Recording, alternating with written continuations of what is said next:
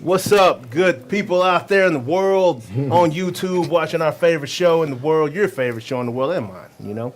This is Noonish Sports and Tech. I am your host, J.A., a.k.a. Jonathan Anderson, here with our awesome co-host in the building. I know it's been a few weeks. We missed y'all. We had to take a little vacation and come back, and we're going to take another one after this show. But it's all good. It's all good. It's good when you can set your own hours. Yeah, man. Hey, that's what it's I need an afternoon nap after this old caramel whiskey. Maybe. Maybe. Hey, we have the option, bro. We have the option. So I'm going to go ahead and introduce our co-host. First, I'll start with El Grande Toro Jonas Bull in the house, back from France. Hello. Back from France. I survived. Man, he couldn't bring that W home in the World Cup, but we'll get to that a little bit later. Got really close. Got real close. Really close. And then, of course, you know who it is. It is half man, half amazing, Mr. 1-2 Bayou. I know it is a lot of halves, right? This guy's special right here, man. Mr. Yak is what they call him. You know what I mean? He still got hands. Hands work. Looks like he can still be out there balling, you know. Hey, Jerry, call him, bro. We need a receiver. I know you got TY, but MC is right here in the building, man. That is not a call you want to make. Mr. Mark Clayton in the building joining us right now, man. And we have a very special guest. Hello, world. Man, it's like he's like the king of the underground. You know what I mean? Like millions of people know who this guy is. Maybe you don't, but you will learn here very soon. We got Mr. CEO Justin Kenna, CEO of Game Square in the building, man. Yes, how you doing, sir? Thanks for having me. I'm doing better now. Yeah, right on. That's what really, really loosening up. We're here to help you get over the hump on a Wednesday, man. And so I know we had a little toast earlier, but we got to do our PED, performance enhancing drinks. Cheers. Toast real quick. Cheers. Get started to a good show, man. So glad to have you, man. I'm very, very excited to have you, man. So, Game Square, man, like esports, man, like what is going on? It's a world that's blowing up right now, right? Sure. Yeah. So, tell us a little bit about yourself, Justin. You know, I want to dig into your Australian football days in a little bit, but you know, first of all, like Australia, USA, how'd you end up coming over this way, man? Yeah, for sure. So I'm Australian, obviously. Yep. I moved over to the States about 8 years ago. So I've been living in LA until sort of midway through last year. So we did a deal with Jerry Jones and the Cowboys, which brought me out here, and I've been sort of back and forth until I sold my house in June, and I'm a Texan. Yeah, boy. But it's the accent. it's funny. I mean, Texans I think are probably a bit more similar to Australians than Californians. But nice. No, it's been a cool ride. So I used to play Australian football in Australia. I actually wasn't much of a gamer.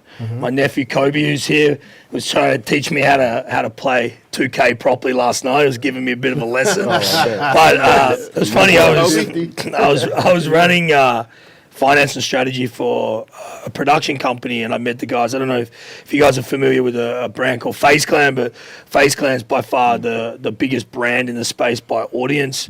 For sure. I heard of FaZe Clan when Bronny signed up with them. Yeah, so they got Bronny James, Offset's involved, Nice.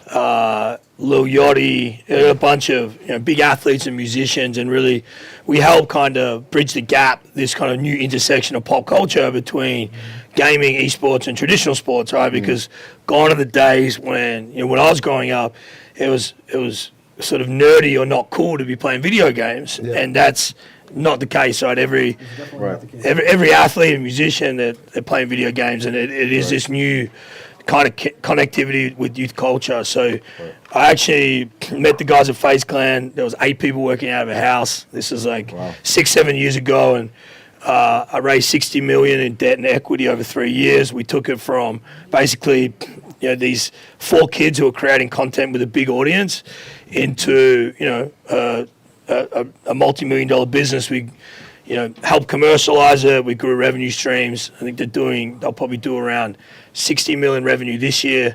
They went public on NASDAQ earlier in the year. Wow. It's fallen off a cliff a little bit, but they did have $1 billion valuation there for a minute. Yeah, nice. So pretty crazy. And I left there 2 years ago to kind of do my own thing, which is Game Square. Yeah.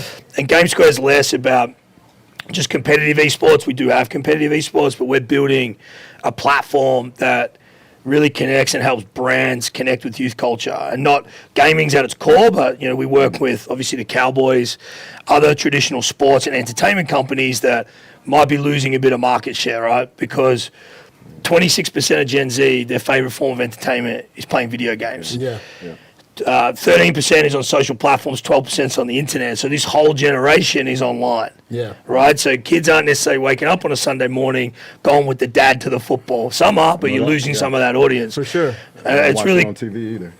Exactly, and it's really cool because the Cowboys get it and see it, and so we've been partnering with them on helping them build out a strategy as to how do you take gaming and content strategy and bring that into your core products. So we got a bunch of really cool stuff happening on that front, and just working with at that intersection, as I was saying, in helping these traditional entertainment companies connect with this younger audience. Yeah, man. So like two things. So like first of all, my son, he's 14 now. You know, when he was 5, 6, I was so confused when I walk in and I see the game on the TV.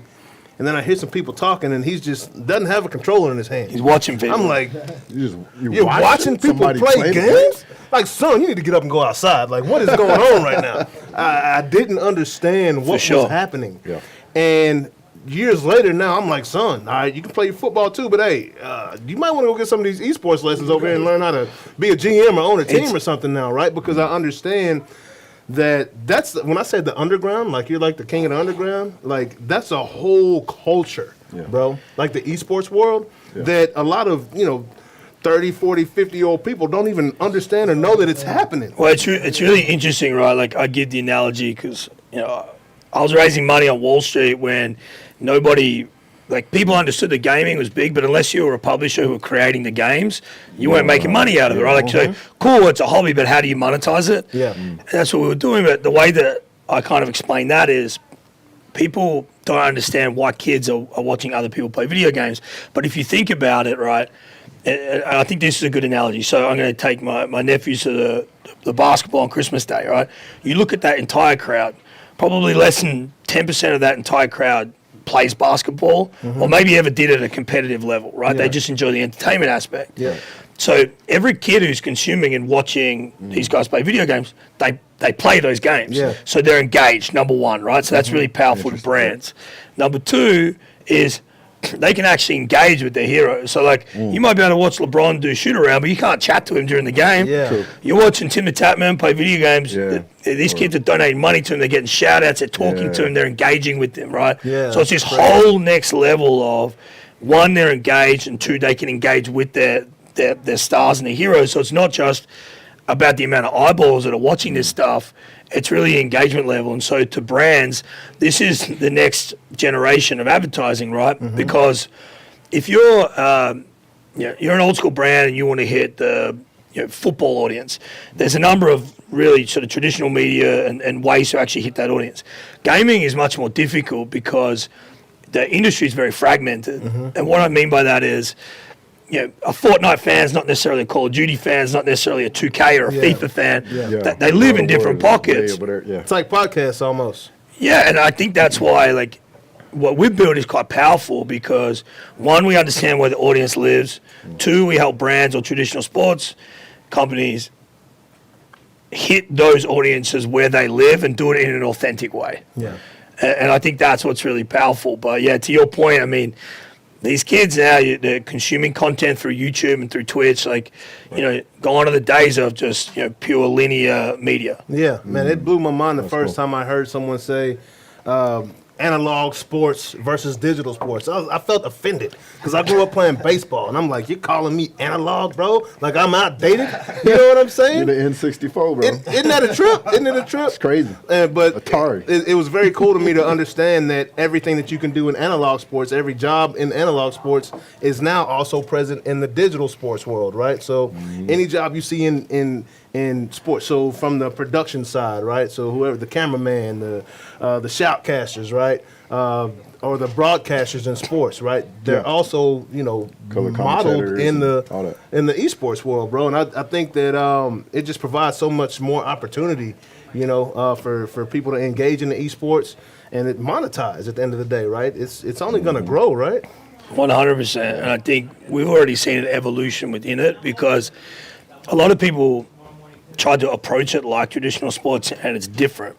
And what I mean by that is like everybody thinks about gaming as esports. Esports is a small fraction of gaming, right? So gaming, there are 9 billion people in the world. More than 3 billion people play some form of game online. So 1/3 of the world's population is playing some form of game. Yep. So the esports part of it's a really small fraction, right? Yeah. The competitive professional part. And there's still a lot of evolution that needs to be worked out there. But with, platforms like Twitch and with the growth of YouTube and now even TikTok, you got these kids that are streaming online, they're engaging with audience, they're building brands, they're making more money from their bedroom on a Tuesday night than these kids that are professional esports players that are traveling the world are making and playing. So for us and like what we do at Game Square, which is a little different, we have a presence in esports and we believe in the future of it, but we're about gaming and we're about connecting authentically with youth culture. Right. And we do that. So for like the Cowboys or the Mavs, and the Mavs, Cuban has done pretty well with his kind of push into gaming. They have a 2K team that done pretty well out of. But gaming audience and fans don't care about a traditional sport team just slapping your logo on. You got a Cowboys logo on it and you've got an esports team. Yeah. It's about connecting authentically with that community and audience, and they get it, which is really cool. So for us, it's more broadly about gaming and connecting with the audience rather than just pure esports, if that makes sense. Yeah, for sure, for sure. Is that something that you see that happening in not just in the gaming space, but it seems to be happening in like entertainment space, and I think even politics is moving in the direction of more authentic connection with like whatever that base is. The base, the grassroots, the local, more individual. Totally, because I think it's different now. Right? Like you see kids, even if kids are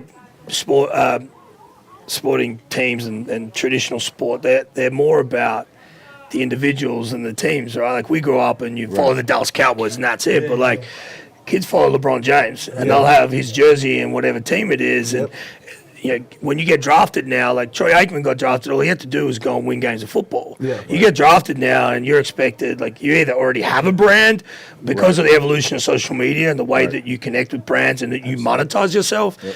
There's just this whole other world outside of your core sport. And I think, to your point, that's kind of been this really interesting evolution. And that's what we're seeing, this whole new layer of celebrity, right? These influencers and content creators that can connect with audience and do it authentically, because this next generation is more fickle than ever and they see through it. And so for sure. It's really interesting. So how does Game Square pull that all together and then monetize on top of that? So we have we just announced this merger, so it's a good lead in and I'll kind of talk to that. But so we have 3 main segments. We have an esports org, so we have 10 teams that compete all around the world, and that is more akin to your traditional sports, right? So I think about that kind of like a Barcelona football club that have a soccer team, a basketball team, a volleyball team, right? And so we're in 10 different games, and then we have around 70 different creators, and we launched last year the first ever athlete gaming division. So within that we have Max Holloway from the UFC and Megan Anderson. We have J.R. Smith, former NBA player, now golfer. Yep. We have we're on the cusp of announcing an NBA player, but I won't touch on that because I'm not allowed to yet. In the NFL, we've got Leonard Fournette, Ronnie Stanley, and Trayvon Diggs. That's a hell of a teaser, bro. Yeah, exactly. Edwin Rios, young LA Dodger, and Alicia Gray, plays WNBA for Dallas and U.S. Olympic gold medalist. And also have Lost Kings, who played a Coachella music duo. So what's really cool there is like they're all gamers. They all create content, and we give them credibility in the space. Right. So they get access to Complexity's audience. They get our infrastructure. We give them a gaming and streaming setup. We give them access to our editors. We help them create content, grow audience. We get them endemic brand deals. So number 1 is esports. Number 2 are our media and agency businesses. And then number 3 are our creative services. So we have a content studio in LA, and we have a merch and consumer products business.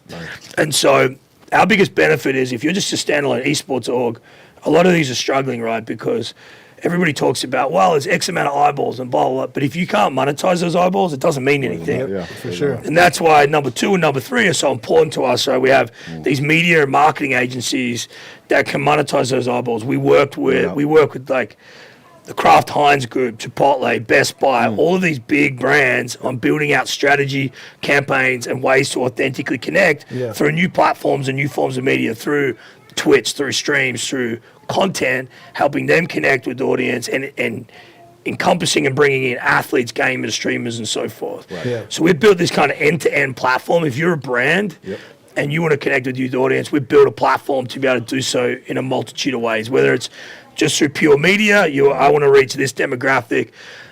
We partner with 75 endemic sites that reach 115 million hardcore gaming and esports fans every month. Nice. So we can target specific audience to get specific branding across. But we actually create bespoke campaigns, tournaments, events, end-to-end, solutions for brands connecting with audience. Nice. awesome.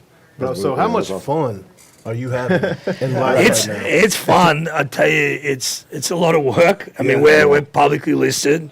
Like we we're talking about before off camera, the Jones and Goff families are the 2 biggest shareholders in our company. They own over 40%. They're very supportive. They're incredible people. But I mean, with that comes a lot of accountability and responsibility. Yeah.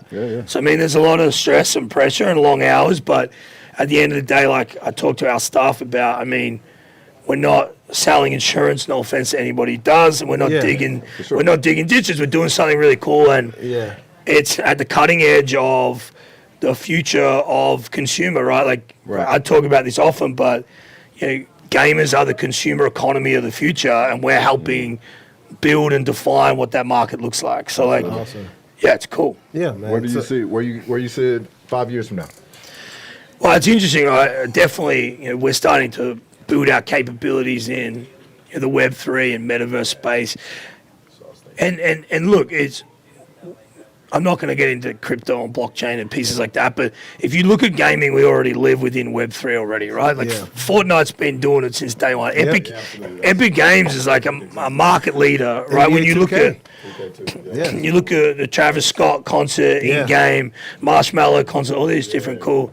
We've been talking about different ways that we can activate in-game with Epic and then do these real-life activations around it, and partnering with NFTs in a more authentic way. There's been a lot of gaming orgs and creators that have been ripped apart by trying to take quick dollars by monetizing NFTs and other pieces. NFTs are all about the utility that sits behind it, right? If there's no real utility, who cares? Just like anything in the crypto space, Yeah, so starting to really look at creative ways of, authentically engaging with audience through these new means and platforms. And I'll give you a real life example, so we did an event earlier this year at the Star at the Ford Center, the indoor facility there they train in.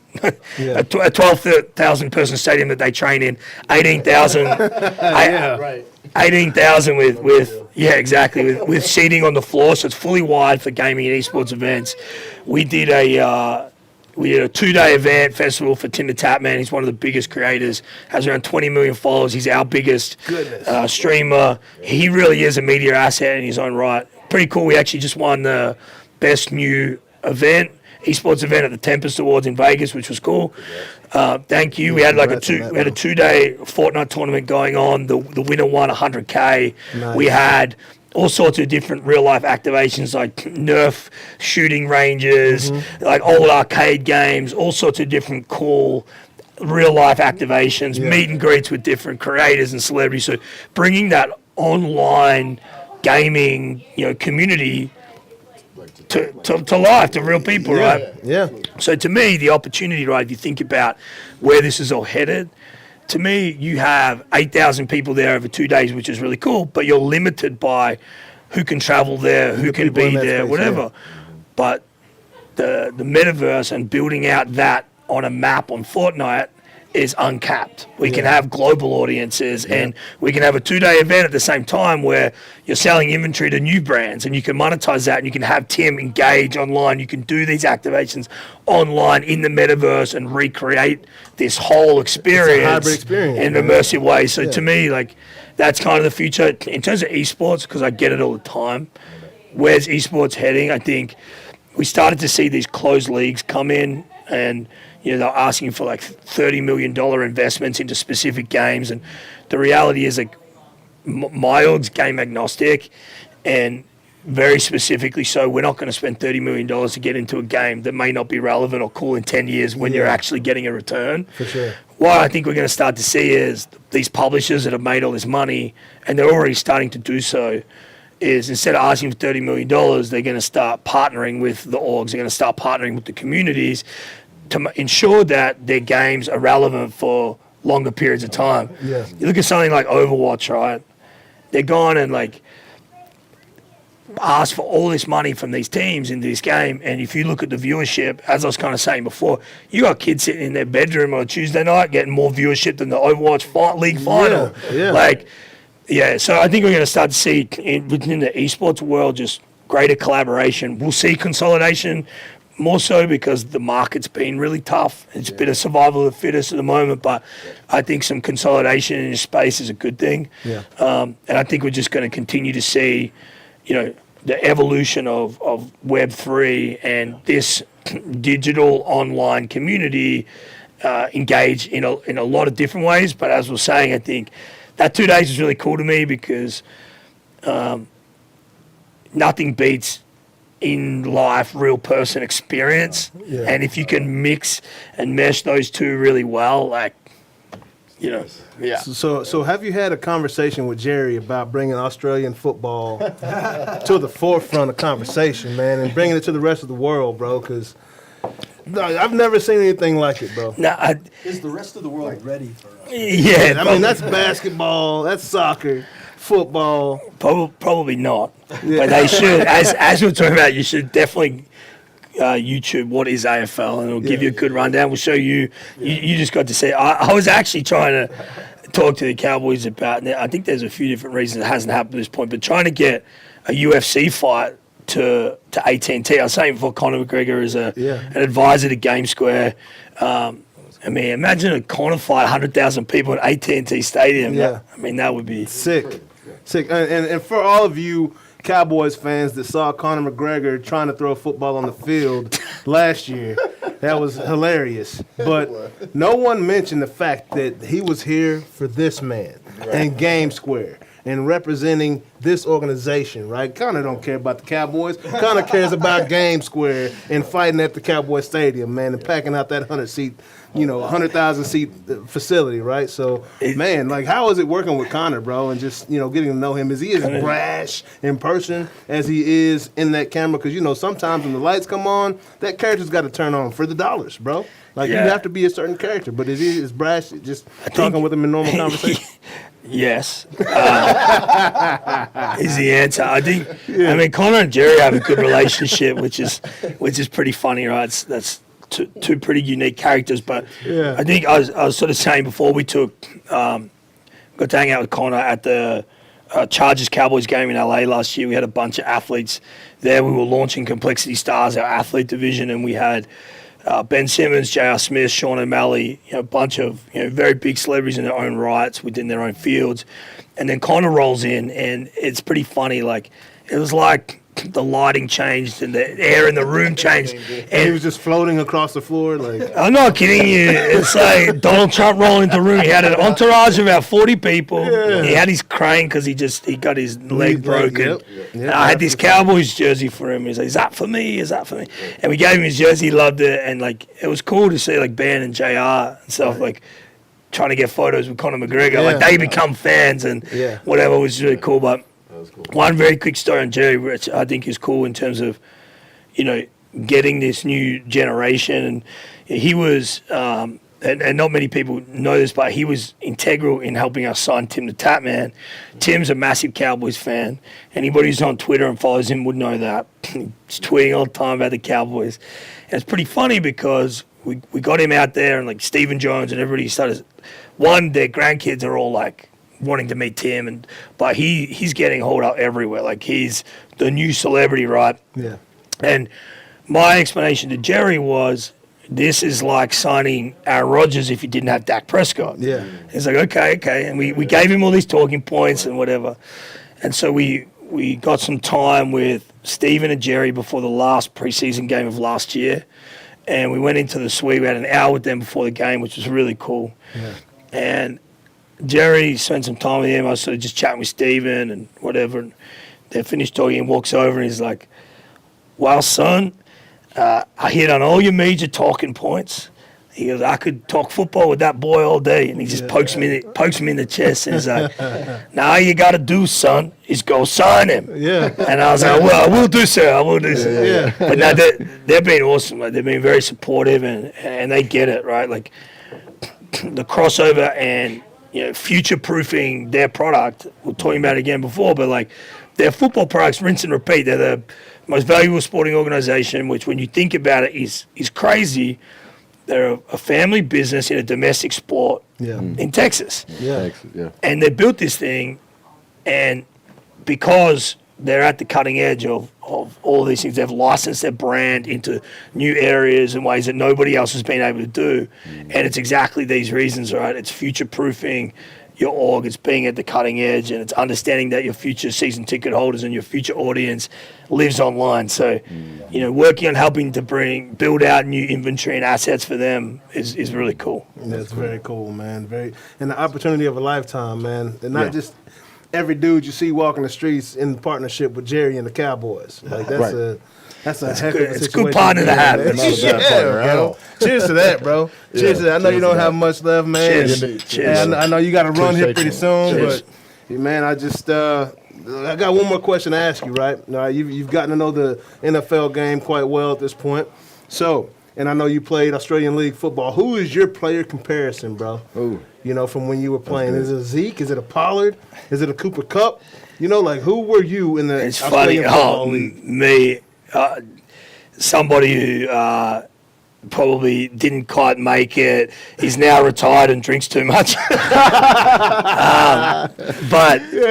But no, it's actually really funny. I think American football has grown a lot in Australia. When I was growing up, it wasn't that big. I can kind of thank my brother for the fact he used to love Joe Montana when we were growing up. Oh, and nice. I'd watch the little snippet highlights, and I loved American football. And then when I came over here, I was living in LA, and a bunch of buddies and I got Rams season tickets. The Rams had just moved back to LA, so we had the Coliseum for a few years, and then obviously getting swept up and caught up and everything going on with the Cowboys. Like, I'm all in. Like, we go. We've hung out at Cowboys games together. Yeah. We go to most Cowboys games. And you come suited up with your number 7 jersey on. Yeah, exactly right. Yeah. Got to represent. But it's cool because the athletes involved in American football are incredible. I think they could translate to Australian football really well. Yeah. As we were talking about before, it's funny.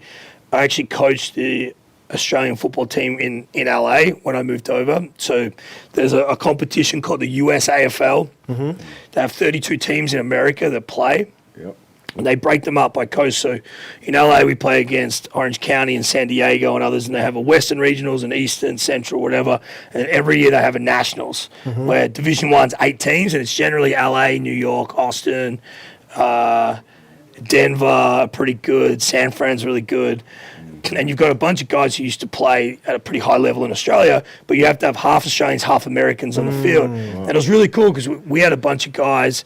I had a guy that played for the Clippers for a couple of years in basketball. A guy who played, he was a tight end for UConn who played for us.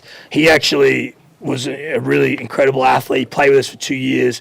And then we got him a contract to go back and play in Australia at the league under the AFL. So that was a really cool experience, and starting to see how quickly these American athletes that have played, at a top tier sort of D1, athletes starting to pick up Australian football and these different skills and whatever, and then having them go back to Australia. It's pretty cool. That is cool. very cool, bro. But you were a running back, I take it.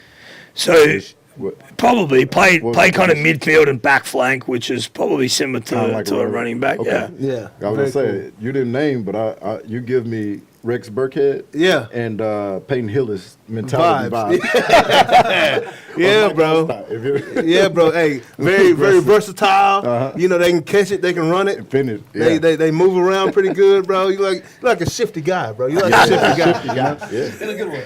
Yeah, I was gonna say Yeah, shifty. shifty. You know, you L2 button. Shifty. You know, R2. You juking dudes out, Let's man. define shifty. Yeah. Shifty, hard to defend. Yeah, man. Shifty's Yeah, man. good. So, not on social media, man. But where can more people find? Or first of all, what's Go to the Game Square ticker?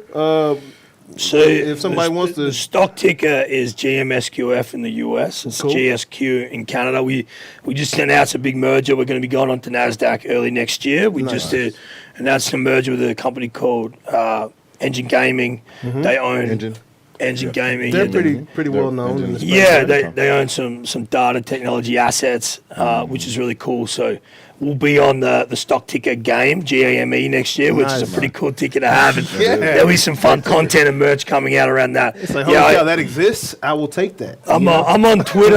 GameSquare's on everything, but yeah, I'm on Twitter. I deleted everything else. I Cool. was spending too much time on Instagram and that stuff, which is. So where can they find you on Twitter? I know you got some interesting things to say. Some pretty I think cool, my commentary. handle's just my name. I don't even know. I'm the same way, bro. You'll find me, but GameSquare Esports is the one to follow. Cool, Yeah, exactly. cool, good deal, man. Well, bro, it's been a pleasure having you on today. Thanks for having me. I appreciate it. I know It's you're good to busy, see man. you. Got a lot going course. on. Yeah, man. Thank you, buddy. But yeah, man, we're gonna let Justin, God. I got you know, shift around with his shifty self, and we'll see you next time, bro. Appreciate it, man. Good stuff, buddy. bro. I'll give you a shout a little bit later, bro. Perfect. Pleasure meeting you, Kobe. Hey, you keep take it it up, easy. bro. Balling out like you do, you know.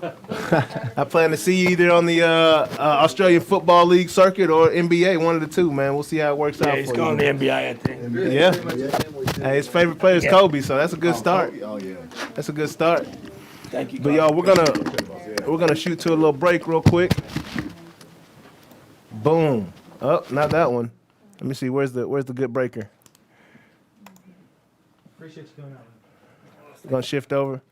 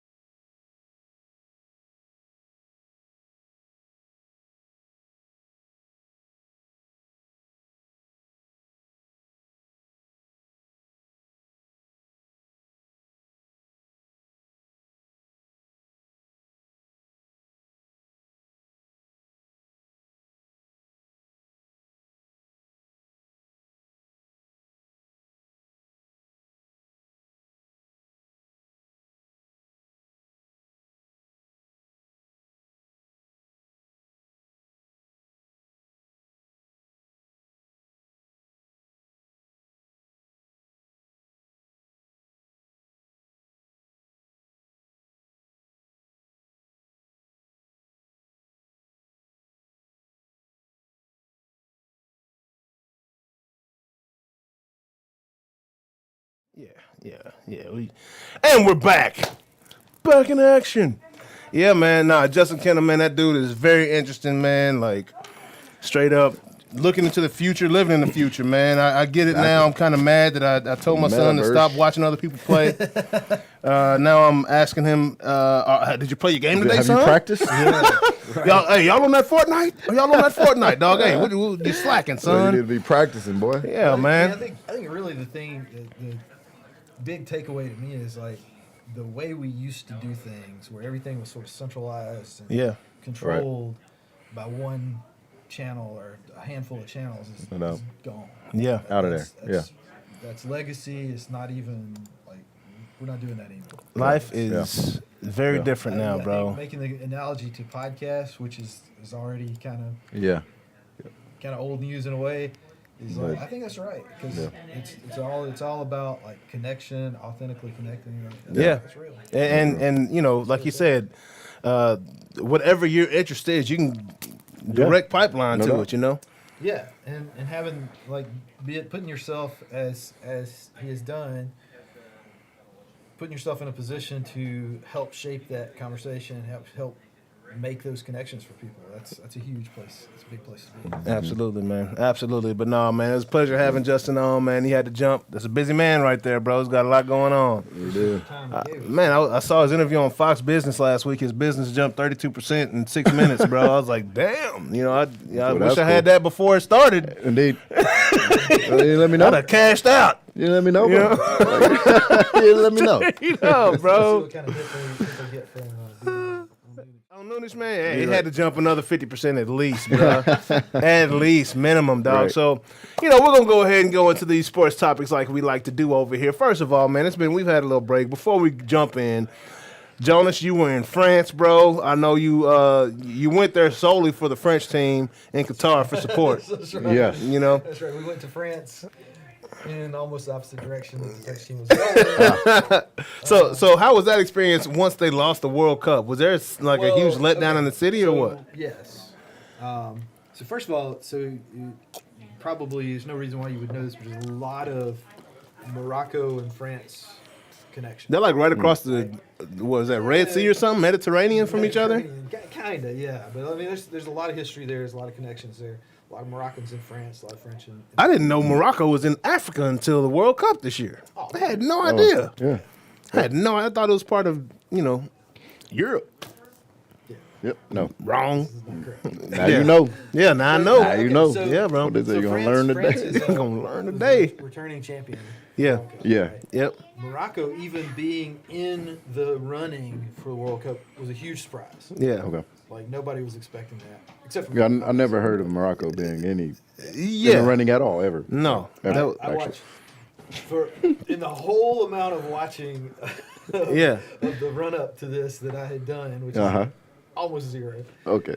The few minutes that I saw of Morocco, I was like, Oh, yeah? these guys are not bad. They were pretty good at defense, and I'm gonna just go They ahead were and switch the hardcore graphic defense. because since we're talking about it right now. Yeah. Huh. And But so when we get to the point that we have Morocco getting into like quarterfinals range, Right. you get France winning right up to the very end. No doubt. yep. Paris was nuts. Yeah. It was crazy. Every time they played, every time they won, there were people sirens were like not from bad stuff going on, but just like having to manage traffic, Yeah. celebration, and people all over. Were they setting cars on fire like Americans do after the hockey Set finals? cars on fire, but they were like we were after one of the games. We were coming back from a friend's house across town, in a cab with a Moroccan guy who's like I don't know who to root for. Yeah. Right. Because I Live here, Yeah, but I'm I'm home. from there. Yeah. but- He was voting but for. He was going for Morocco, right? no Our doubt. home team The underdog is home He didn't want to team. die that The day. underdog home team. Yeah. Well, But Yeah. so we're like driving across the city and people are yelling at each other across cars, like, and Yeah. just, dancing in the street. I mean, it's crazy. Talk about unifying a country. Yeah. Like that's Yeah, that's a the whole World nother Cup. thing. That'll do it. And I'll just say this. Like we don't have the kind of culture around having dinner that most of Europe really does, but especially France. Like when you sit down to dinner, like the phones go down, the wine comes out. Like you're gonna sit down and have dinner, especially if it's like having friends over, having somebody over for dinner or something like that. Yeah. Like you're gonna sit down, you're gonna have like the first course is, have some cheese or some snacks, and you can sit around and drink a little champagne, some bubbles. Right. You're gonna have a discussion about politics or whatever. You're gonna move to the table and have your first course of dinner, Right. and so on. And it's serious. Like this is something. This is a traditional thing that they do. This is not time to be watching TV. This is the first time I have ever seen French families say, "Okay, well, We're let's gonna turn on eat, the but TV." Yeah. watch the TV. During dinner. We gotta watch the game. That's crazy. Meanwhile, in America, it's freaking 3 a.m. You know what I'm saying? Nobody But that is insane, man. I can only imagine the ratings. This is the first time I've ever had dinner in France, like a sit down dinner in France. Yeah. We had the TV on watching the game. That is so. I mean, how'd that feel? It was actually kind of cool because there's such a good vibe, like an intensity about. This is the national team. Like we have, we get into the Olympics. We have people get into the Super Bowl. We have people get into Final Four and things like that. Yep. But it's here and there, and so much of it is sort of internally focused that it's not. Like we don't really have. The U.S. team did go to the World Cup, but like I don't think we really had that many people watching. Yeah. But like this is the whole country is like In. even people who Everybody's are not in. really into sports per se. Like even my wife's aunt, who is very like she's a book editor, translator, and like she's not a sports fan. Very scholastic mind. Yeah, like Got the game. Yeah. Got the game. Hey, man. Chatting back and forth on WhatsApp or whatever. Guarantee she was playing soccer in a dress back in the day. You know what I'm saying? During recess or after lunch. You know what I mean? I don't know how. In the '60s, they were probably protesting. Bro, it's crazy, man. Like the reaction of the world, man. Like, and of course, if you guys watched the World Cup, you know that Argentina ended up victorious in what is called to be the most amazing World Cup game finals in the history of the World Cup. Right? Overtime, extra time. With PK. 3-3. 3 goals is a lot in soccer. And to Overtime. score all three Tied. as an individual is insane. Yeah. Then in overtime, Tied again in overtime. Yeah. then had to go to the shootout, the penalty kick Yep. shootout, Yep. which, Mbappe can't do it by himself. Yeah, man. way. Hey, Like, and that He guy, almost did. he almost did. this was almost like a passing of the torch, bro. And it was only right that Messi to won Messi. his first Yeah. World Cup Yeah. against who's next? Mbappe. Right. Yeah. Mbappe is stupid. a beast, Yeah, he's bro. stupid. Little tension fast, in too. the locker room. Yeah. Go back to regular play. No, I didn't see it. What do you mean? No, I'm just kidding. No, man. Like Mbappe's Yeah. people have already crowned him. You want to crown our asses? Crown our asses. Right. They've already Nah. crowned He's a Mbappe freak. as the GOAT right now. It's crazy. But I'm sorry, Messi is like a robot. He's the only person that I know that looks like the soccer ball is coming back to his foot when he's Every running time. full speed. Yeah. He's like he's got the cheat code. It's like, he's bro, the like best ever, bro. how did he get through 7 people, bro, and flick that still- pass, bro? Yeah, he is the best by ever. far. Like, There it's is no the Cristiano and Messi. There is no argument there to me. No. Messi is the not. man. I've never seen anything like it, bro. Right. I didn't see Pele play, but I would be tripped out if Yeah. Pele had a magnet in his foot and the ball, just like Messi does. Messi is incredible, bro. And I am very. That whole Argentine team was 100% all the way through. Yeah, There were some times when you're looking at France and like even like some of the hardcore French fans are like, they're gonna have to wake up. Yeah. At Yeah. moments. But Argentina, they were Argentina on. was 100% all the way through. On. Yeah. On. And And the like no doubt deserved it. I love watching Argentina play. There's You no have other. that hard of a game. Yeah, Goes that deep into the overtime of whatever variety that it is. yeah, No doubt. Like they worked for that. Absolutely, and this has been a build up over time, right? And this team they have, I love watching Argentina play because they it's the only team that I know that you can see the triangle. They keep triangles all around the field. Yeah. This guy gets the ball, boom. They pass to this guy in the triangle, boom, and then they'll go across the field. Here's another triangle. Like they are so disciplined in their formations, bro. Yep. And Messi. I mean, the dude is just ridiculous. I haven't said enough about him, but I love watching Argentina play, man. Messi, you deserved it. That's all I know to say right now. I just honestly, And congratulations, I cannot even man. Imagine Buenos Aires after that. After that, Bro, did you see the it would be streets? insane. Like that's already like a party town, Right. in a way. This is like Mardi Gras times 10. I think everybody in the country I mean, I've been there. went I've been there to, like, Yeah. just- and went outside. They went Like to Buenos Aires. there had to be some to party. people dead on the streets, bro, because it was so many people outside in those streets, bro. Right. Just of excitement and exhaustion. Yeah, like you can't walking like your shoulder, chest to back, like belly to back, like it's all like it's so congested. Yeah. Like until as far as the eye could see, bro. You know what I'm saying? With people. It's another It was place crazy, where dog. It's just passionate about stuff. Yeah. They don't. They're not everything. Like they don't give a shit about work. Yeah, man. No. They're not gonna course be not. like. We just gotta do that. Let's get on Wall Street and do some really passionate stuff. No, Right. Man. But as far as like when it comes to like soccer, football, dancing, music Yep. and good food, like Yep. they're All all in. all the time. Man, I would rather have them play quarterback with their feet than the accurate performance that we saw this past Sunday. Little transition about to the that. Cowboys, Yeah. Yeah. So Smooth. Messi can kick a ball more accurate to CD Lamb than Dak can throw that bad boy. You know what I'm saying? I would pay to see that. I believe it's possible. true. I think it's Oh, absolutely well, true. definitely It's not against the possible. rules, right? No, Huh? It's not against the rules. Well, the ball had to hit the ground. Well, it doesn't what have to him hit the him ground kicking the first. ball? Yeah. But I suppose Well, yeah, I don't think he he can would kick it forward. better off the ground than he would off his hand.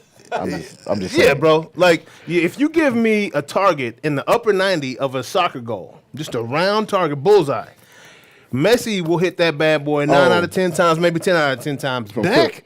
will throw that bad boy maybe 4 out of 10 times and I hit would it say bullseye. Come on, probably you gotta not give him only- better. 6 out of 10 times. There you go. Okay. All right. All right. Not only Like, hit come the on. target 9 out of 10 times or 10 out of 10 times, but fake you out thinking he was going to the other side Then hit the Yeah. target. and still hit the target. No, Yeah, he's he'll bicycle kick it more accurately than Dak throws that a football and hit that target, man. So just- we're talking about the boys. NFL now. That's the transition to the NFL, man. Dallas Cowboys, man. My favorite subject, my favorite topic, accuracy.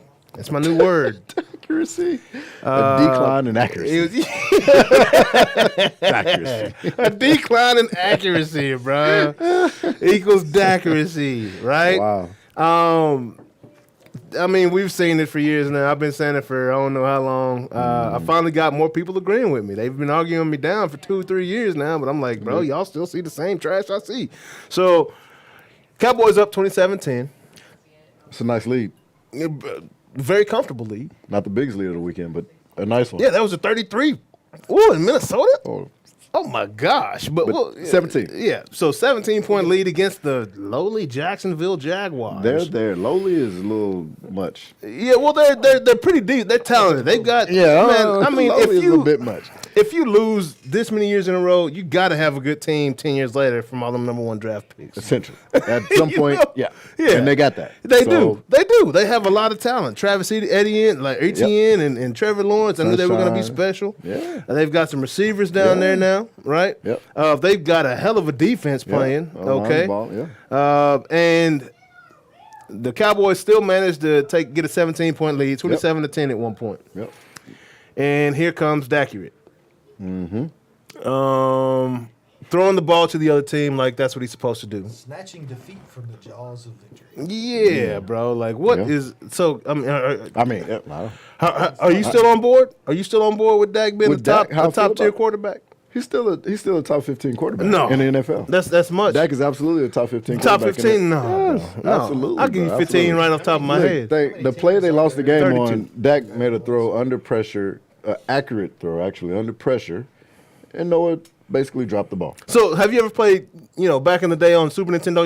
You mentioned Super Nintendo, or you mentioned N64. N64, yeah. So No, you ever Super played Nintendo. King Griffey baseball on N64 or Super Nintendo? I didn't play Griffey baseball on Super Nintendo. Okay, well, if you were 300 feet away or 3 feet away Yep. from your target, Yep. you're throwing the ball just as hard either way. Okay, Right. that's that game. Yeah. So the guy's crow hopping, throwing the ball 2 feet with full power. Okay. Indeed. So my thing, it was accurate to Noah Brown, but where's the touch, dog? You know what I'm saying? No. Dak You're not fired a supposed to- bullet in there, bro. No, Noah's not going to get a pass. You got to catch the ball. Bro, Doesn't he matter. fired. So what? for me to Liz, bro, like Noah fired a freak. I mean, Dak fired a bullet. Yeah. So even off the jugs machine, Yep. right? Yeah. At least I have 10 yards, Uh-huh. to hear the click, put my heads up. Dak was 6 yards away from Noah Brown. Look, we and do threw a a drill, receivers 76 do a mile an drill. hour fastball to him Absolutely. and hit him in his Receiver- shoulder. I can't. There's no way Noah ain't worked the drill that receivers do, where you're about 5 yards from whoever's throwing the ball. Yeah. But they're throwing the ball with heat. Yep. That's No a doubt. reflection, like a reflex drill. No doubt. So he's a professional athlete. Absolutely. Any ball at any speed, I get what you're saying. But any ball at any speed, You're supposed to under catch it. pressure, you catch it. I don't give a fuck. And you're open. Was he open Catch though? it. Because he had another Absolutely man, open. and we know that Dak If he sends catches guys it, to he the falls hospital down in on a between the regular. two guys.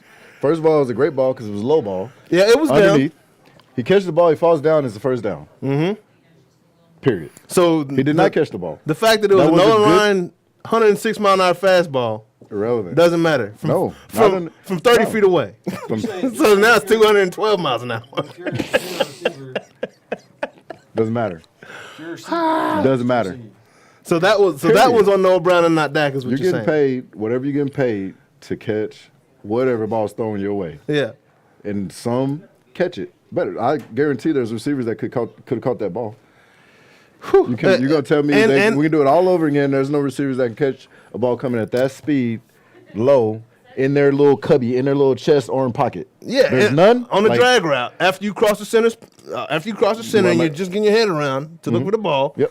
and you have this nickelback coming barreling down on you, which is irrelevant. And you because also you're- have you're the- running and you're looking like this. corner or the And- safety or yep, whoever's and you're- covering them. Doesn't matter because the quarterback's looking out for you with this low ball to the ground. Dak doesn't look out for anybody. He looked out for him on that throw.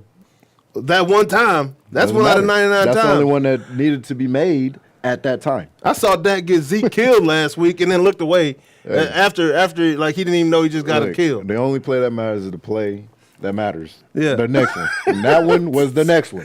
So that On Dak's behalf, he put the ball where it needed to be for a first down. was it at the proper pace though? Doesn't matter. He put it where it needed to It be doesn't matter. for a first down. It doesn't matter. Because are you gonna tell me there's no receiver that could have caught that ball? I'm not gonna say that, Okay. but it could have been a better pass. Could have had better touch. Doesn't matter. Sometimes receivers can run better routes. Sometimes it doesn't matter. At the end of the day, the ball you should have been make- called. It hit his hands. It should have been called. If he's sending you chicken shit, Yeah. you make Chicken salad, yeah. or Or whatever you want to make, whatever's good, you make that shit. Period. So you're saying that Noah loss Brown was would have not earned on. his check by catching that heater underneath, going to the ground. So what about the first pick? Yeah, sailed it. Absolutely. 1,000%. I Accurate. get it. But again, you're in the game. You're in overtime. Yeah. So, and when I process the game, it's like, all right, all the mistakes that happen up until the moment in which Yep. this is going to actually determine the game. Mm-hmm. Do you have an opportunity to win? If it's yes, then these plays are very vital. Yeah. More than the ones that happened in the past. Yep. Because these are the ones that you have to make to win the game. Yeah. So we made the mistakes, let them back in the game, let them take it, whatever. Wash. Yeah. Right now, you got to make a play Yeah. to win the game. So who was this game truly on? Was this game It's on Dak's Dak. fault or was it on the defense? Because That's there was tough. a lot of. I mean, Hey, Trevor got the cooking. he did, He got the cooking, and that pass rush was. and not we weren't what stopping the Not run. what Dallas expected it to be. Yeah. Not what. I think the way they're set up is, hey, we're in a game, and somebody has to throw the ball. Yeah. That's our will. Like, we're winning. Absolutely. Like, we're winning. Yeah. Because our pass rush is crazy. Yeah. And for it to not happen like it didn't in that game, and then Sunshine going to run just drilling, like lighting them up. They ran rub plays like consistent, and they ran them to perfection. But Sunshine was still putting the ball where it needed to be, and he had time to do it, to put it there. Yeah. Which I'm gonna say that game ultimately was on defense, not Making a stop when they needed to. When they needed some. Yep. So how big of a loss is Anthony Brown to this Dallas Cowboys season? The cornerback opposite of That's Trayvon tough. Diggs. That's a tough loss. Yeah. I know we have a serviceable guy over there now, but he got toasted. And they were picking on him. They were picking on him this He's been in past the league game. for a while. He's a veteran, but still, I mean, he was exposed. I'd say. I think many people on Twitter was Voiced that? very vocal with. I the didn't fact see that. Okay. Kevin Jones, yep. Yeah.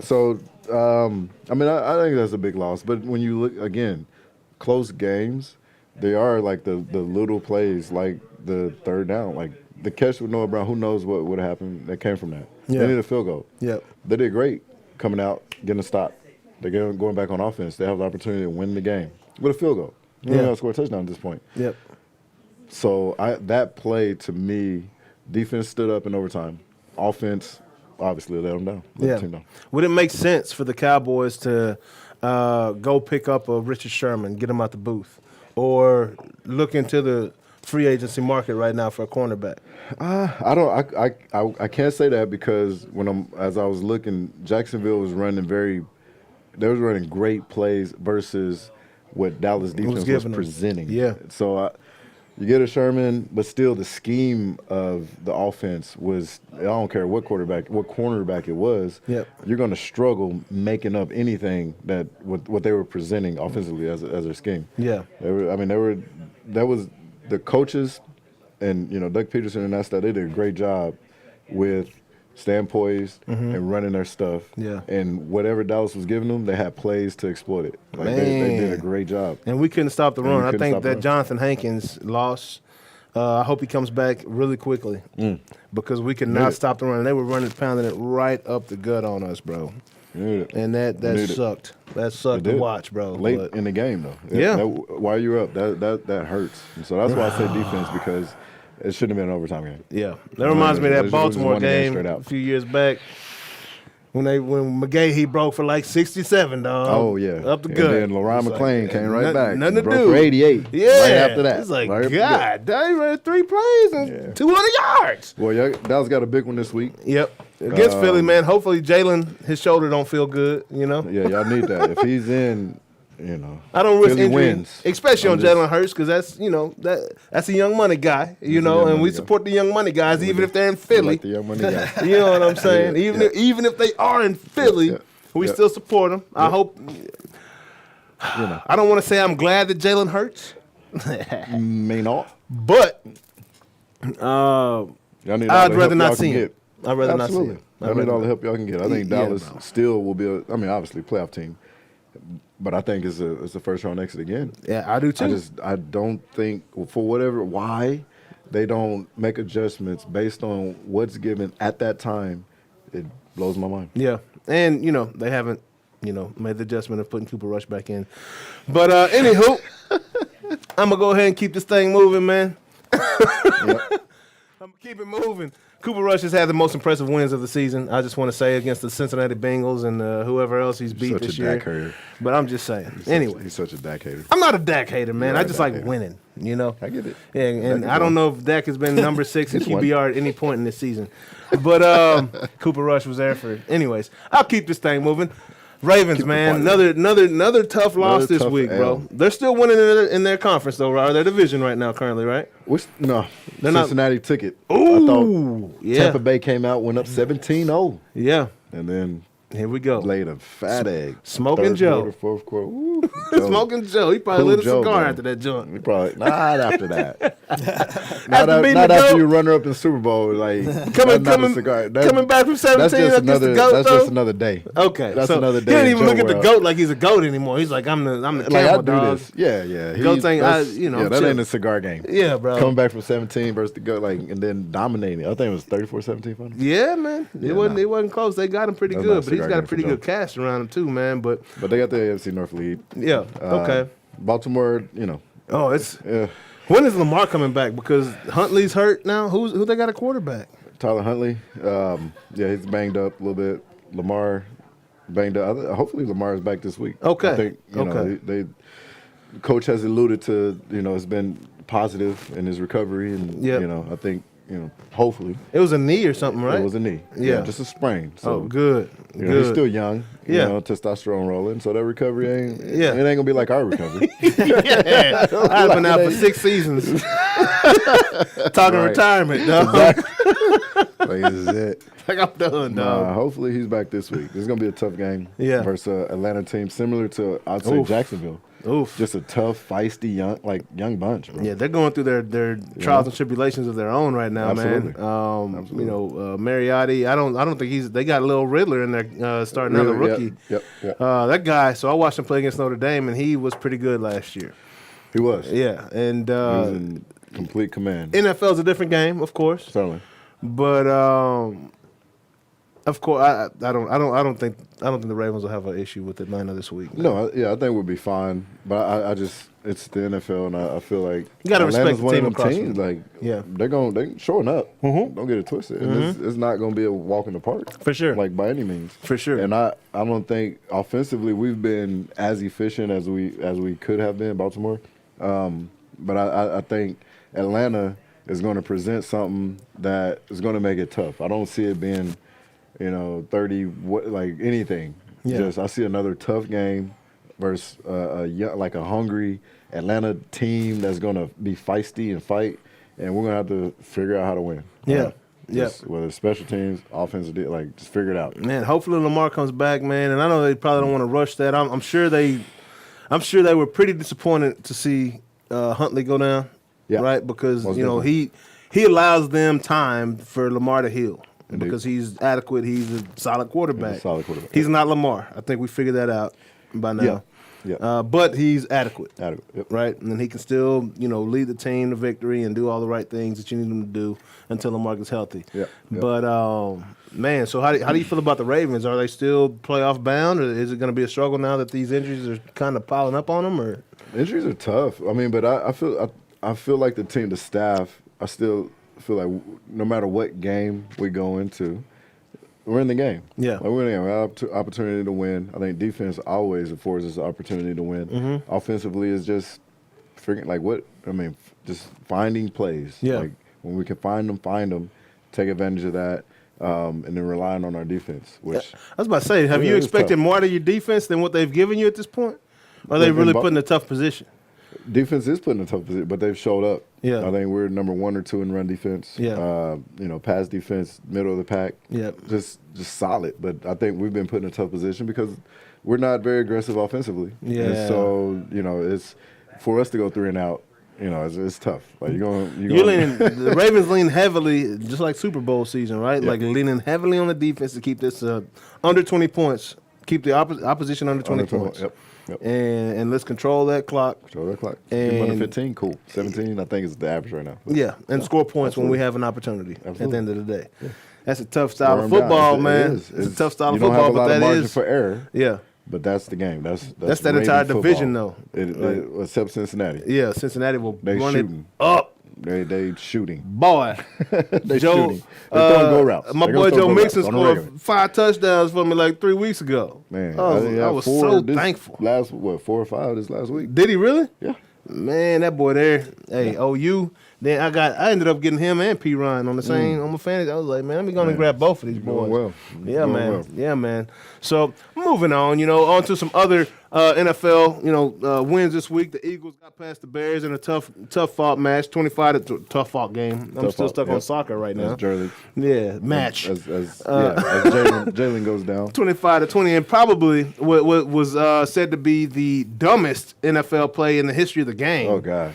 The Patriots and the Raiders. Now, it's funny. These two teams always make some. Last time they made a rule behind this. The tough rule The came tough from the rule came Patriots from and the the Raiders Raiders. in the snow It game, sure did. in which the GOAT beat the Raiders. That Charles Woodson still believes that they won that game. Won that game. And they did. He got up. Yep. You know? We really got the replay. Yeah. So I don't know if you saw this game. So I saw the Highlight. highlight. yeah, Or the low light. as the The case low may be. light. you saw the antics. Right. The low light. You saw the antics. Right. So I mean, so they're tied up at the end of regulation. Stevenson takes a draw play to run the ball out. Why didn't they take a knee is a question that I asked. It's going to overtime. Whatever. Take a knee and go to overtime. They run a draw play. Stevenson forgets that he's playing NFL and thinks he's playing Sunday football with the boys at the park. I didn't forget they were going to overtime. Actually, we're going to overtime. I think he was cold. He was like, man, screw this. We're going to try to win this right now. That's when they called the draw instead of taking a knee. Exactly. So Stevenson takes the ball out the right side. He's about to get tackled. Pitches the ball to Jacoby Myers. Now, I don't know what on earth Jacoby Myers was thinking when he threw the ball back to Mac Jones. I don't even know if Mac Jones would have caught the ball. He wouldn't.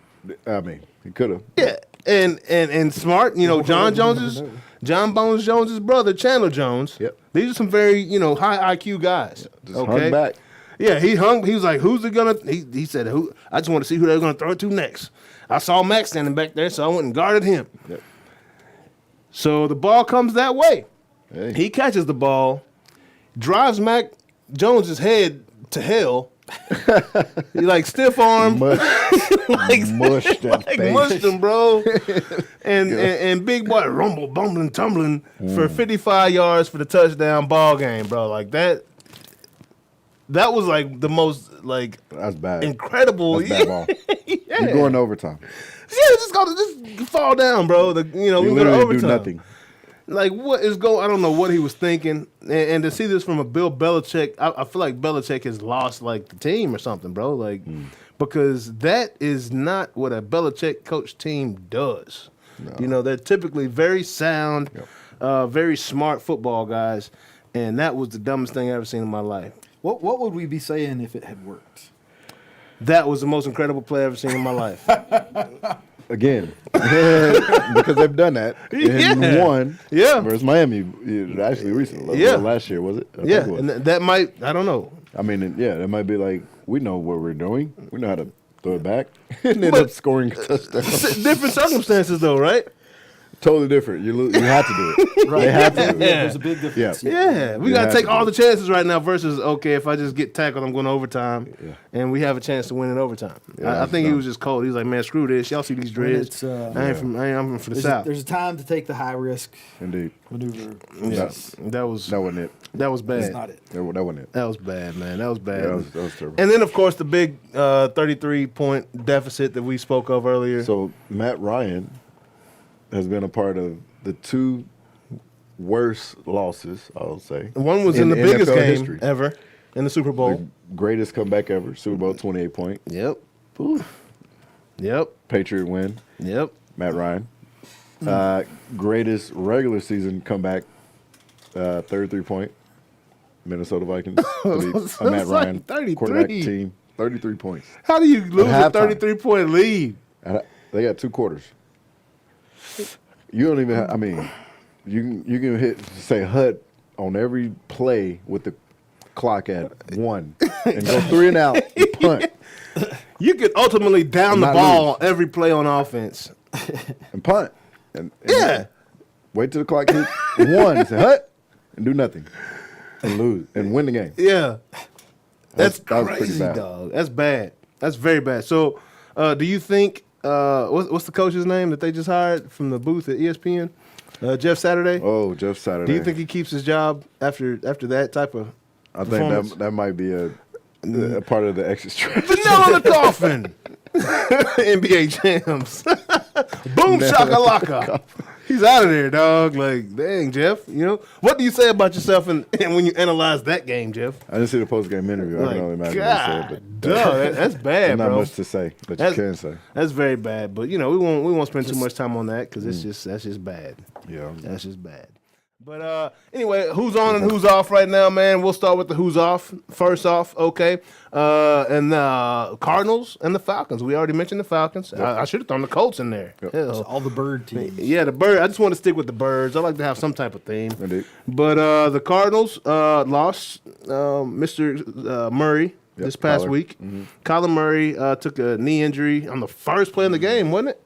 Was it third or first series for sure. For sure. Yep. Took the ball up the right side, non-contact injury. That's how you know it's bad. Oh yeah. Every time. That's ACL all day. Yeah, man. It didn't even look that crazy, but from the reaction, him putting the towel on his head, that was a bad deal, man. Kyler Murray, Allen's own, Texas legend, 4 state championships. Hate to see a guy OU legend as well, Heisman winner out of OU. Hate to see that, man. But with that being said, the Cardinal season is over. They still have. I mean, it was probably already over before that happened. Indeed. But it's definitely over now. Yeah, no doubt about that. And then the Falcons, of course, they're just not playing good ball right now whatsoever. They've got the rookie in Marcus Mariota. I don't know how much longer he'll be in the league, bro. He will be. He'll be back. He'll be back up. He'll keep a clipboard in his hand. Most definitely. That's the best job in the world. One of, for sure. I say the best, because you have on the red jersey in practice. Yep. You don't play in the games. Nope. You're never getting tackled, dog. Practice is limited too, so that's cool. Only time you might possibly get tackled is in the preseason. Possibly, yeah. And they took that from 4 games to 3. Yep. So, I mean, if you can make a career out of being a backup quarterback, I think that's a great thing to aspire to be. Lovely spot to be in. Yeah, bro. What's our guy from South Lake? He made like over $100 million being a backup. Chase. Yeah. Daniel. Yeah, bro. Yeah. $100 million, holding a clipboard, wearing a headset. You know what I'm saying? That's valuable. Boy made like $1 million a play. You know what I'm saying? Pretty impressive. That's better than Jordan. So Right. moving on, we were going to talk about World Cup next, but since we already discussed the World Cup, we don't got to talk about that next. So NCAA, here we come. Once I get all this good stuff switched around, you know what I'm saying? About 210. Yep. Moving quick. Booyah. NCAA, where we at? Oh, yeah. So there's been some news, man, here recently. I think I opened up too many dilly-dallies there. They're kind of stacked, but it's all good. We'll fix that right now. So who you got in this playoff, bro? So it's Georgia, Michigan, OSU, Ohio State University, and TCU, Texas Christian University, man. It's going to be a pretty good playoff. It is. You think? I agree, yeah. I think TCU's I think they're going to be better than A lot of people think. Yeah, absolutely, bro. Absolutely. I think they're already better than a lot of people. Yeah. Bro. They are. Yeah, Max Duggan is no joke. No, he's no joke. And I mean, they play good defense. Offensively, because Max has legs too, and he throws the ball well. That's always a challenge, especially in college. I'm looking forward to the game. I'm with TCU, obviously. I'm just Big 12 in it. Yeah. But I don't see why. I'm taking TCU in that game. Yep. And I'm looking forward to it. So $1 million bag right here. $1 million, not your own money, somebody else's money. Yep. Betting on the winner of the entire national championship. Who you putting it on? Oh, the entire I'm putting it on Georgia. Yeah. All the way to the top, Georgia. Yeah, I'm putting it on Georgia, dog. I'm putting it on up. Georgia too, dog. Straight up. How you feel about it? Jay? I feel like if you guys are both going Georgia, Yeah, man. I think Yeah. no doubt. I feel like Georgia is where Alabama was 5 years ago. Just a different class of football, different class of athlete on their squad, and they are stacking people up, and then their athletes on top of that. How many guys did they have drafted last year? Like a ton. Yeah. They had a lot of guys drafted, and they just restocked They're up like there. it was nothing, bro. They're like Walmart. They're like Amazon, bro. Just in time delivery. Exactly. Amazon of talent. Yep. Football talent coming out of Georgia. So I'm taking Georgia. I think TCU might win this first game. It's going to be a really good game. I think that's the most interesting game of the two. I feel like Georgia's going to absolutely dominate their game against Ohio State. Yeah. And TCU and Michigan, that's going to be a very, very good game. Michigan's got a really good team as well, They man. have a really good team. Really good team. I think TCU got some. Yeah. And I think if there is a team to give Georgia a problem, it might be Michigan. I'm picking TCU in the game just because it's home team, but I don't know. In if college, they'll actually win. anytime you got a quarterback that is elusive and has the ability to escape and convert a third down to a first down because of his legs. Yeah. Yep. Like you're in the mix, and then if you have a defense and a coaching staff that has some flexibility and the ability to kind of feel the game, and then make changes during the game. I feel like TCU have done that pretty well. Yeah. Michigan, great team. I mean, coach has done a great job getting athletes in there. Yeah, and man. So the way they dominated Ohio State was very impressive. That was exactly. Like they manhandled them. I don't know if anybody saw that coming. I know. Well, they manhandled them. Yeah. But I don't know. I think TCU has something with that staff that puts their players in position, a little different than other coaches. Yeah. It's going to be fun to watch, right? It's going to be a very interesting national championship playoff, and we'll see. We all got Georgia winning it, though, because we're going to bet on the smart money. So moving on to the NBA, man, it's been a rough start for some of the top stars in the league, man. Actually, the Lakers have been very surprising, right, since they had their pep talk, and Russell Westbrook has been coming off the bench. They have really done fairly well. I think they're like 2 games under 500 now. They're starting to play well, win a lot more games than they're losing. I think the biggest surprise of the season is Steph Curry and the Warriors and their struggles. They're 1 game under 500 right now. It's crazy. Crazy, bro. With an injured Steph. Yeah, and Steph is hurt, so Not that's only going to get looking worse for him. Klay Thompson's still not what he was prior to his injuries, but he's getting back. He's coming back to that. But I really think that Draymond Green and Poole situation fractured some things in the team and the chemistry. It's crazy, yeah. I mean, it really, this chemistry-wise, it did hurt. Yeah, like, I didn't think that it would hurt that bad. I didn't think they would be sitting here damn near under 500 team, but because of that. But I think that played a lot more into their chemistry and where they are today than I thought it would. So if you're in the front office of Golden State, who you getting rid of, Draymond or Poole? Was it not Rodney Poole? What's his name? Jordan. Jordan Poole. Which one you getting rid of? I think Jordan is your. I think that's your. He's gonna kind of be they're gonna dub him the next Steph. Yep. I think they're gonna build around him. I think Draymond's a little older. He's done what he's done. He's accomplished what he's accomplished, and I think Draymond's a good. Like I'm rocking with Jordan. Hey, those quadruple singles just ain't enough, you know. I like the mentality, the attitude. You need that. Yeah. But, nah. Yeah, but the quadruple singles in We production. can find somebody with that mentality. Yeah. And develop them. Yeah, hey, I'm with you. I'm Jordan Poole all day long right there. Yep. Draymond is he's a basketball equivalent to Dak, like very overhyped, and just the production ain't there to me.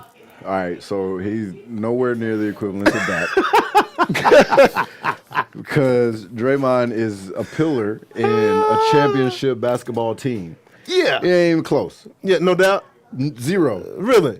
Come on, bro. So is just his No presence Draymond, as there's no championships. Well, he's been great at the pick and roll, but he doesn't ever score off of it. It's not about scoring. He's a great facilitator. Exactly. Right. But at his side. But rebounds. It's that, but there's also something to an attitude. Like a guy that is just...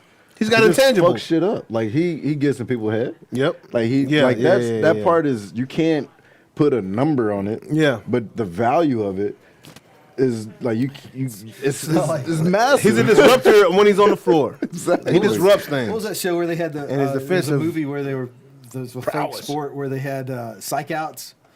It was like What? dodgeball or basketball. That was Yeah. That was a good movie. They had That's a funny psych movie. outs. Yeah. It's like we did a stat for psych outs. Yeah. All right. Yeah. No, Draymond has psyched out outs. like a lot of people. So are you saying Draymond is more valuable to Golden State than Dak is to the Cowboys? Was championship years. Absolutely. That was last year. Absolutely. So yeah, he is then. Absolutely. In every championship, absolutely, he's more valuable. Today, no, but you said who would he trade? Like today, I'm just saying today. Yeah. I'll be okay. Probably like moving on from Draymond. Yeah. Today. Yeah. But in that run, 2015 to 2021. Yeah. No. Well, Like, you're right, but I mean, no. at the same time, bro, like he's also the reason why KD left, okay. right? Championship after that. Imagine KD with Jordan Poole on this team. And, Championship after that. yeah, no doubt. Last year. No doubt. No doubt. Just saying. So could they win championships without him moving forward? That's why I ask you, who Exactly. is more Exactly. valuable to the team, Draymond Draymond. or Jordan Poole? So Because you see the But moving off results of with Draymond, Draymond. you're saying we're rebuilding. Like we're going to have to find Another Draymond. Is that easy and to then replace? that's a commitment. Find a new. Is it? No, I don't think. I mean, not today. Because you found another Steph. He's an old school.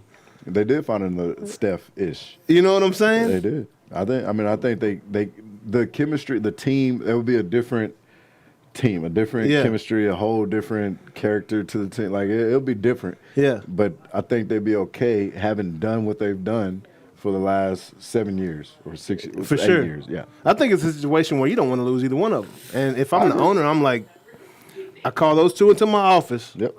And I'm like, hey, y'all figure this shit out. Yep. Period. Yep. Because you ain't going nowhere. Yep. You know what I'm saying? Neither You one of have y'all. to figure it out. I'm the owner. You got to figure it out. I'm the owner. Y'all need to figure it out. I ain't letting y'all go. You know what I'm saying? Yep. Like straight up, bro. Like that's Mm-hmm. how I feel about it. But you know, and then the Mavericks, right? We're right around 500, man. I think we're about figuring how to move without our guy that went to the Knicks, Jalen Brunson. That was a tougher loss, but we just picked up Kemba Walker. Yep. And getting him into the mix, I see that as a positive, bro. I think I'd rather have Kemba than Jalen. Wow. That's instant offense. Wow. Jalen wasn't? Jalen was. Uh-huh. I think Kemba Walker's better. Cool. And he's got a veteran presence. Hadn't been on too many winning teams, but the guy that's a bucket. He's a walking, talking bucket, bro. I agree. You know, Jalen Brunson. I'm a Kemba fan now. I love Kemba, bro. I love Kemba since he's tournament run, NCAA. one of the best ever. Yeah.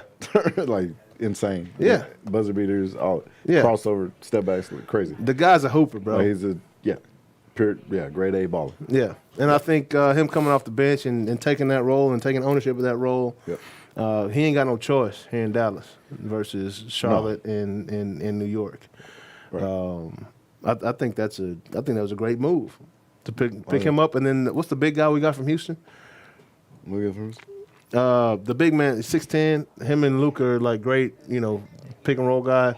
Started with a C, his last name. I can't think of his last name. Okay. But he's number 33. He's really good for us as well. But I'll keep on moving, man, trying to rush through these things. Trying to figure it out. Last sports topic of the day, man. Actually, the one that we actually have a graphic for. But our boy, Derek James, man, one of our show favorites, has been named the ESPN Boxing Trainer of the Year.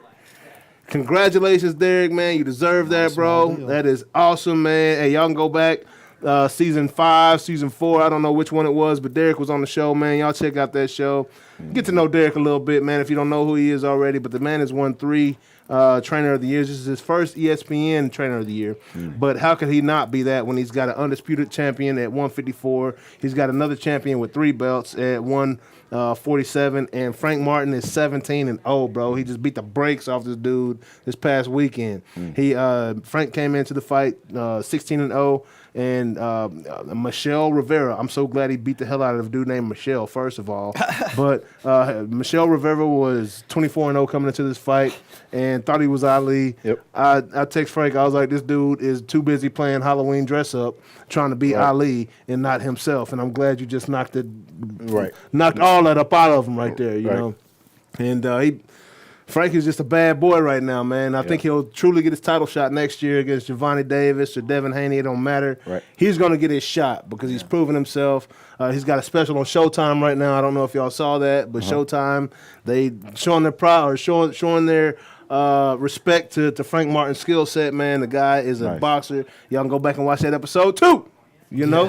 Yep. Like, we're bringing you guys the future, whether it's in gaming or boxing or whatever it might be, man. We are... Or what's bringing you the future? The chips in the cars that went out 6 months before. Chips in the cars. Yeah, we told y'all about that 6 months ahead of time. We're bringing y'all the future, man. Trying to tell y'all what's up. But anyways, check that out. Frank Martin beat the brakes off Mr. Michelle Rivera this past weekend. Great job. Also, like I said, congratulations, Derek. Anthony Joshua, the former heavyweight champion, came on. Hello, Derek. He hit the ring button. Yeah. Derek was like, hello, who is that out there? And he was like, Anthony Joshua. Anthony Joshua, former heavyweight champion out of the UK, has come to Derek for training now. He has some fights that he would like to take on with Usyk, Wilder, and Tyson Fury, Yep. and there's only one man that can get him to where he wants to be. He's lost his last 2 fights, Yep. and Derek is the man. Yep. You might want to get some Derek. He got to get some Derek Yeah. in him. You know what I'm saying? Coming to the best. He trains champions. So he So was taking on Wilder. he should have made that move, sounds like 2 years ago, 3 years ago. But Better late than never. better late than never, bro. Yeah. Better late than never. Me So and that. Anthony Joshua is now training with Derek. Very interested to see how that works out, how that all pans out. And our last bit of news, which is not, I don't have a graphic for it, but Texas Rangers, man, went out and signed Jacob deGrom. Oh, Yes, sir. that's a good sign. Hey, that is the number 1 pitcher Yeah. in the league by far. So what they trying to say? They saying they ready.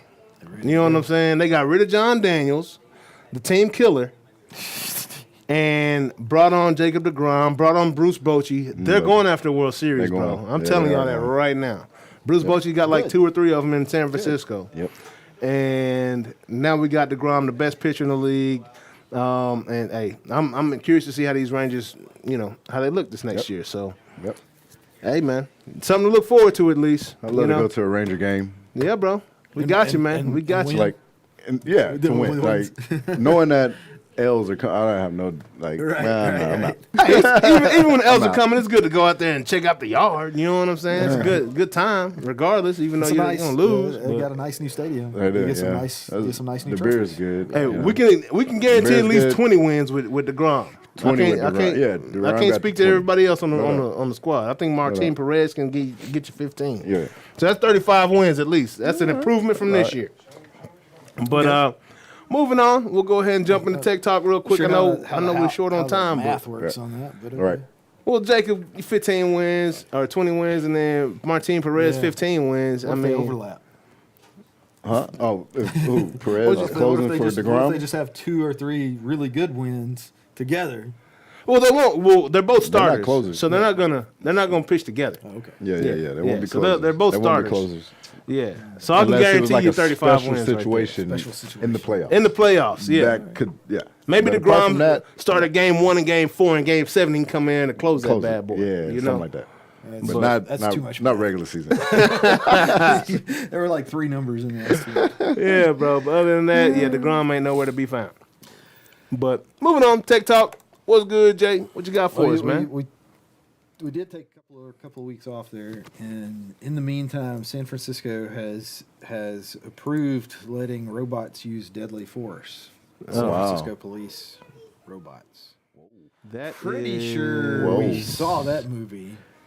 Oh yeah, Scary. way back in the day. Which one was that? RoboCop? Like, what we talking about? Okay. Yeah, any one of RoboCop. them. Like any Yeah. one of those is Yeah, not a good all of situation, them. right? Indeed. So I don't know what's going to come of that. Oh, you It's- know what's gonna come. Realistically, We're gonna see some robots in jail.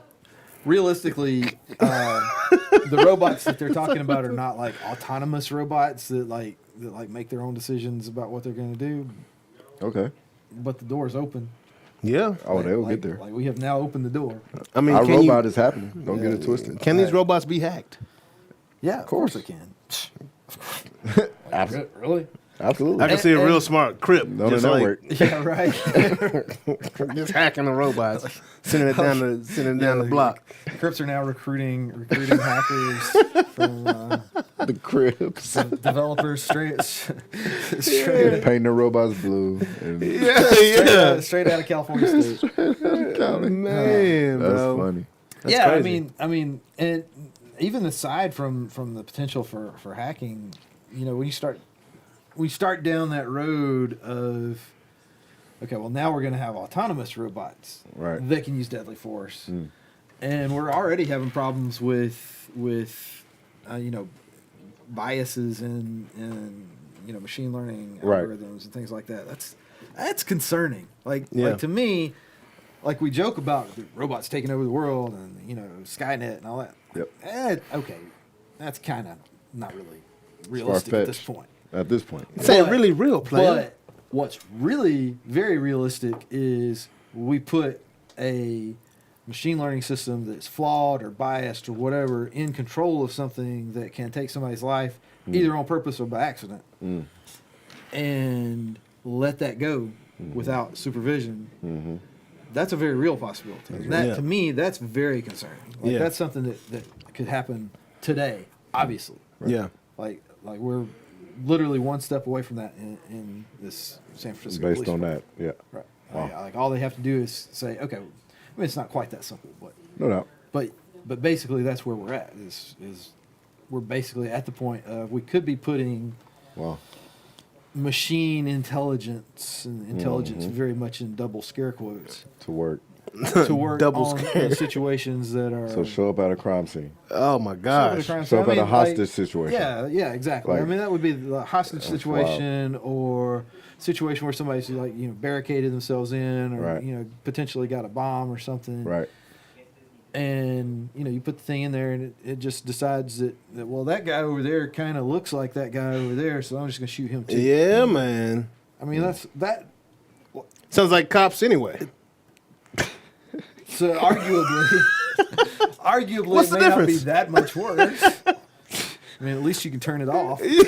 Okay. Yeah. Hey, water. I told y'all. As long as you got a super soaker around, dog, you're straight. Sucker. You know what I'm saying? I don't know, Put some man. water Nah, on I it. can Like, waterproof all that shit. I- Yeah. Don't take the waterproof all that. I take my iPhone in the water all the time now. Yeah. Yeah, It you're works right. just fine. You're right. You're right. We may not be there. There's a lot Damn. of nanotech for that. Water Yeah, might not well, be the yeah, answer. That kill sucks. that. I've been thinking about that for a And long time. since the other thing you can do with the robots is wait till the batteries run out, right? Indeed. Yep. But we have a solution for that now. I don't know if this is something. I don't know how I feel about this one.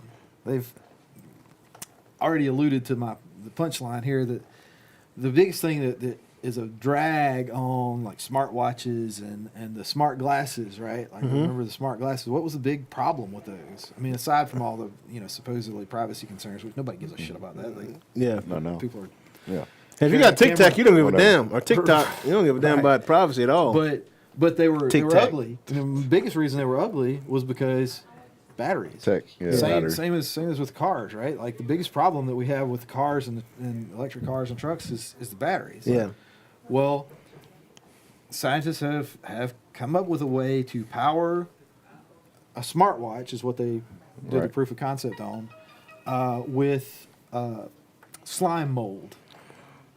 What? Huh? So slime mold is it's actually a pretty interesting thing if you're into weird stuff like that. Dude. It's- Slime mold. Who's into slime mold? Well, I mean, they're I mean, all right. if you're telling me this mold is going to allow me to power a very small device for extended period of time, like You're more gonna put than- mold than all over any your normal battery, then watch? That's Or do you put the mold on the battery? intriguing. The mold is the battery. Yeah, that's intriguing. And so somehow the combination of the slime mold being close to your skin or on your, I'm not real clear on how it works, but something about I got slime mold in my watch. Huh. We And give off energy Yeah. naturally. It just Yeah, something when about you- that just sounds a little bit gross. What? Kinda. I'm just not sure if I want to, So does like- it slow down?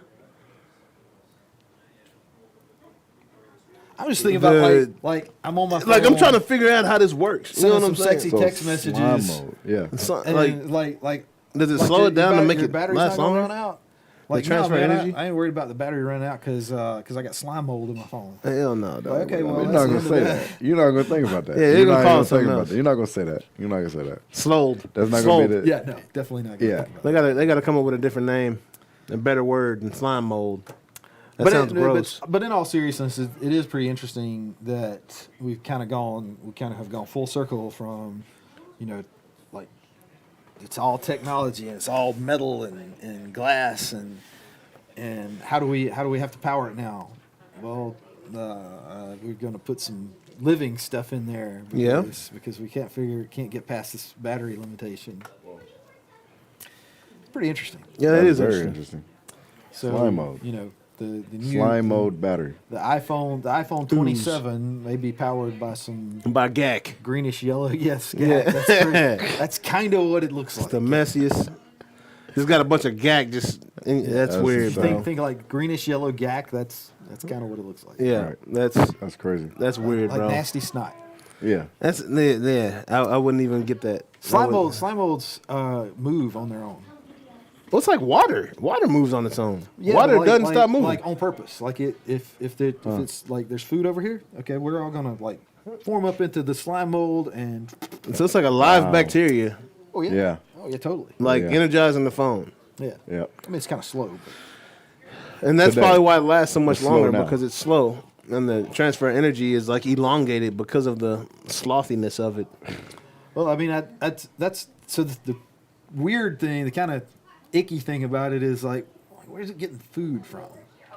Because it's a living thing. It's got to eat, and you're wearing it on your wrist or whatever. Is it like eating your dead skin or something? That could be cool, I guess. You know, like- I don't know, but in all of movies, every movie I've ever watched, I gotta say that in Finding Nemo, the scene with the sloth is the most aggravating scene. Is there a sloth in Ever. Finding Nemo? You know, What is that? I'm sorry, it's Zootopia. I'm sorry, it's Zootopia. Okay. One of those ocean-going sloths. Yeah, Yeah. What's There's a shark. and the sloth just won't like answer the questions. Like Right. he's like, you know, it makes me want to punch something every time I see Yeah. that. I just had to say that real quick, but Hurry up! yeah, exactly, bro. So another fun fact that I learned, I got to play with some dolphins and a manatee the other day. A manatee is in the same family as an elephant. Interesting. Did you know that? I didn't know. Manatees have nails on their fins, like fingernails. What? Yeah, bro. Tripped me out. I saw it. Yeah, it was my- like looked like elephant tusk, Like or elephant yeah. nails, not tusk, but, But elephant. yeah. It tripped me out, bro.